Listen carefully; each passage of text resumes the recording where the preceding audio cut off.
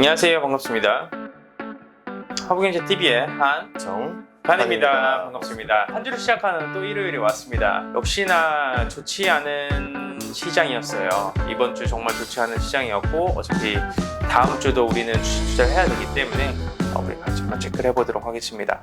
자, 첫 번째 스타트 어떻게 정 대표님한테 좀 부탁드리겠습니다. 첫 번째 이슈는 환율입니다. 네. 네, 저번 주 우리나라 증시에 어떻게 보면은 계속적으로 뭔가 이것 때문이다, 저것 때문이다 하면서 나왔던 결국 환율이었거든요. 맞습니다. 환율이 이제 1,200원을 심리적인 고점으로 이제 많은 투자자분들이 인식을 하고 1,200원 가면 좀 환율 좀 떨어지겠지 했는데 개뿔. 네, 환율이 막 1,200원을 뚫고 움직이다 보니까 환율이 사실 이제 국가의 경쟁력이다 보니까 이제 비교 우위를 따질 때 환율이 높아지면 원화보다는 훨씬 더 이제 달러의 값어치가 굉장히 좋아진다라고 하면서 수혜받는 업종이 있는 반면에 굉장히 좀 피해를 보는 업종도 이렇게 나눠져 있는데요. 그래서 실제로 투자를 하면서 환율이 굉장히 중요한 역할을 합니다. 실제로 외국인들이 환차익을 노릴 수 있는 게 원화가 떨어지거나 아니면 달러가 올라가거나 달러가 떨어지거나 아니면 원화가 올라감에 따라서 그들은 이랬다 저랬다 하지 않아도 가만히 있어도 환율이 올라가면 수혜를 볼 수도 있고 환율이 떨어지면 수혜를 볼 수 있고 막 들락날락 하거든요. 근데 이번 시간에는 저희가 이제 업종별로 조금 나눠서 볼까 합니다. 연준에서의 좀 공격적인 긴축이 이루어지면서 환율이 1,200원을 돌파를 했고, 메이저의 관점으로 봤었을 때 상단 밴드가 한 1,230원까지는 열려있다 라고 한번 이해를 해주시면 될 것 같습니다. 역시 환율이 높아지면 수출을 하는 기업분들이 수혜를 받아줄 가능성이 상당히 높고요. 그에 따라서 시장에서도 벌써 반영을 해주고 있는데, 첫 번째는 완성차 회사들이 지금 지표적인 수혜를 받아주고 있다고 보시면 될 것 같습니다. 수출 비중이 높고 판매를 동일한 가격에 판매를 해도 환율이 높기 때문에 충분히 가격 경쟁력에서 우위를 가져올 수 있다고 보시면 될 것 같은데요. 중장기적으로 봤었을 때는 그렇게 긍정적이지는 않습니다. 왜냐하면 수출 기업군들 또한 마찬가지로 내수 판매가 상당히 중요합니다. 환율이 올라가면 소비자 물가가 올라가게 되고, 그렇게 되면 가격 부담에 대한 이슈가 붙어줄 수밖에 없기 때문에 내수 판매량이 줄어들 수밖에 없다라는 게 이제 한 가지 그냥 이론이라고 보시면 될 것 같고요. 해운 업종 또한 마찬가지로 어느 정도 수혜를 받아줄 수 있다고 한번 보시면 될 것 같아요.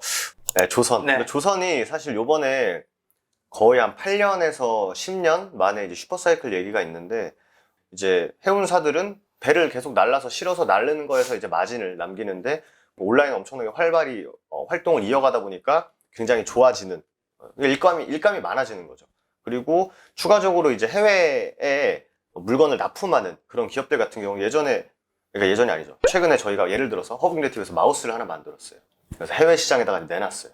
5,000원이다. 이렇게 해놨는데, 달러를 갖고 있는 사람들은 이거 5달러 주면 살 수 있는 물건인데 달러의 가치가 높아지니까 내가 달러를 많이 안 줘도 그 물건을 살 수 있게 되는 거죠. 그러면서 굉장히 말씀해주신 이제 수출 기업들에게서는 굉장히 좀 호황을 이뤄내고 있다. 자, 그러면 저희가 뭐 수혜를 받아줄 수 있는 업종에 대해서 간략하게 알아봤는데, 수혜를 받지 못하고 되려 역효과가 나와주는 상인의 업종도 한번 체크를 해봐야 되겠죠. 첫 번째는 이제 항공 업종은 좀 환율 급등에 따른 좋지 않은 결과물이 온다라고 보시면 될 것 같아요. 뭐 예를 들어서 뭐 대한항공부터 시작을 해가지고 아시아나항공 등등 많지 않습니까? 그렇죠?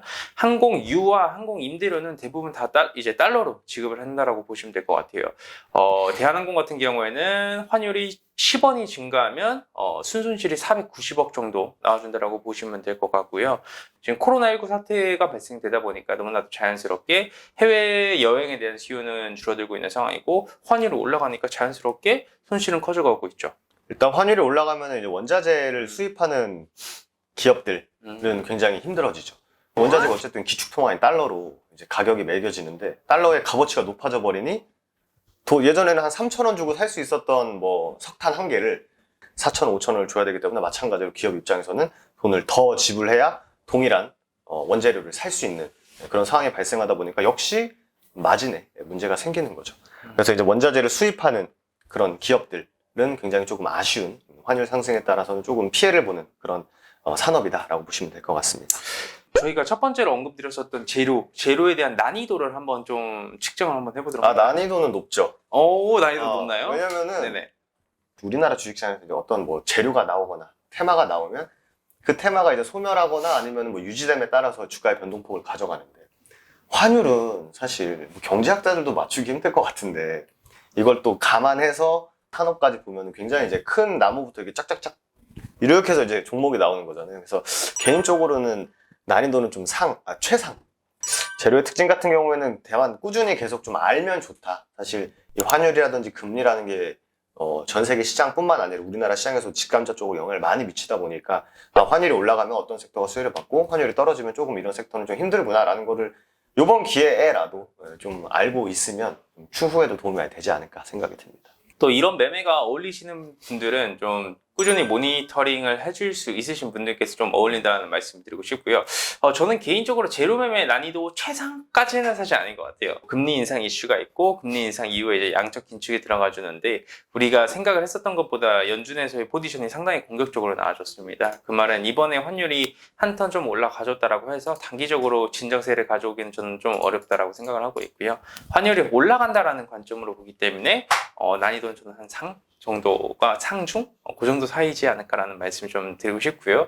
유효성은 양적 긴축 나와주기 전까지 보자 라는 말씀 드리도록 하겠습니다. 자, 그럼 관련 기업을 간단하게 한번 좀 정리를 해드리자면 완성차 회사들한테는 역시나 현대차, 기아 정도 보시면 될 것 같고요. 또 관련 기업분들도 가시적인 퍼포먼스를 지금 보여주고 있습니다. 예시를 들어서 완성차 회사는 아니지만 그래도 현대차와 기아에 관련 있는 만도 정도 3개의 기업분들을 좀 말씀을 드리고 싶고요. 어떻게 조선 쪽에는 어떤 기업분들이 좀 있을까요? 조선은 요즘에 조선주들도 분위기가 약간 좀 친환경 쪽으로 많이 넘어가다 보니까 현대중공업, 좋죠. 그리고 현대미포조선, 네. 그리고 뭐 세진중공업 이런 약간 좀 중공업주들이 굉장히 좀 수혜를 볼 수 있다. 자, 두 번째 저희 가져온 건 역시나 돌풍의 안철수 대선 후보이지 않습니까? 요즘에 굉장히 핫하신. 네. 시장에서 정말 핫하고 트렌디하다라고 보시면 될 것 같고요. 사실 정치 테마주는 저희가 따로 그렇게 다루고 싶지는 않은 이슈이긴 합니다. 왜냐하면 여러 가지 대선 후보님들의 포지션에 따라서 왔다 갔다 하는데 특징적으로 지금 안철수 대선 후보 관련주들을 가져온 이유는 뭐냐면 새로운 돌풍이에요. 그러니까 정치 대선 시즌이 얼마 남지 않은 가운데 새로운 돌풍으로 가지고 있고 예전의 대선 시즌과는 다른 포지션을 보여주고 있는 게 현재의 주식시장입니다. 그렇기 때문에 지금 새롭게 돈이 들어와주고 강한 돈이 들어와주면서 중도층을 흡수를 하고 있는 안철수 대선 후보 관련주 꼭 집중하셔야 된다는 말씀을 한번 드리고 싶고요. 지금은 해지성 포지션도 많이 보여주고 있어요. 예시를 들어서 말씀드리자면 주식시장이 올라갈 때에는 주도하는 업종과 섹터가 명확합니다. 뭐 반도체일 수 있고 뭐 게임일 수 있고 바이오일 수 있고 여러 가지 시가총액이 큰 종목군들이 주식시장에 이렇게 탁 멱살을 딱 잡은 다음에 질질 끌고 가거든요. 근데 주식시장에 빠질 때는 그 돈이 유출이 됩니다. 그리고 나서 유입이 되는 것이 개별적으로 나와주는 거품이 많이 껴있는 테마주들 위주로 올라가는 경우가 많아요. 그리고 그 테마의 중심점에 있는 게 지금 현재 안철수 대선 테마 관련주다. 주식시장이 지금 연준의 공격적인 긴축 횡보에 따라서 포지션을 하방으로 잡아주려는 그런 액션이 조금씩 나와주고 있습니다. 단기적으로는 악재가 반영이 되고 있는 시점이기 때문에 그 악재이 반영이 되는 시점 동안은 정치 테마 관련주들 충분히 포지션을 잡아줄 수 있지 않을까라는 말씀 좀 드리도록 하겠습니다. 지금 뭐 안철수 후보의 뭐 지지율이 뭐 저희의 뭐 의견이 아니라 뭐 방금 이거 찍기 전까지 딱 확인해 보니까 15%를 넘어가고 있더라고요. 마이 15%죠? 네, 그러면서 이제 이재명 후보나 윤석열 후보의 지지율은 조금 떨어지면서 이 자리를 치워가다 보니까 얼마나 또 주식시장에서 먹거리가 좋습니까? 지지율 2자릿수 돌파, 마이 15%를 넘었다 해서 훅 받고 그러면서 이제 뭐 윤석열 후보나 안철수 후보의 입에서 나오는 뭐 얘기들, 뭐 크게 뭐 단일화, 뭐 이런 얘기 하면 또 단일화 되는 거 아니야. 뭐 최근에 사실 이제 홍준표 후보는 아니죠. 홍준표 씨와 관련해서 움직였던 게 이거 후보 교체되는 거 아니야. 라는 또 이제 그런 것 때문에 왔다 갔다 하는 거기 때문에 뭐 많은 분들이 아실 거예요. 사실 테마, 이 정치 테마 정도의 뭐 위험성도 아실 거고 변동성도 아실 거기 때문에 저희가 이 한정판이라는 곳에서 이런 이슈가 지금 강하다라는 정도를 인지해 주시면 되시지 뭐 이거 가지고 거기 한번 서핑을 한번 타보자라고 했을 때는 뭐 안전벨트 꽉 매고 해야겠죠. 안철수 대선 후보님의 관련주를 저희가 트레이딩 진행을 할 때 난이도는 최상이라는 말씀을 한번 드리고 싶고요.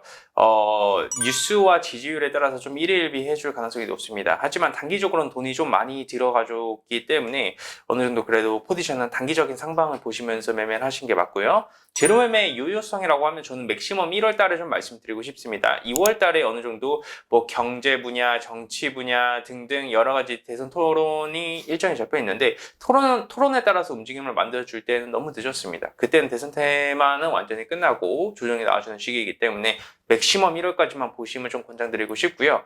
제로의 특징 자체가 급등락을 반복한다죠.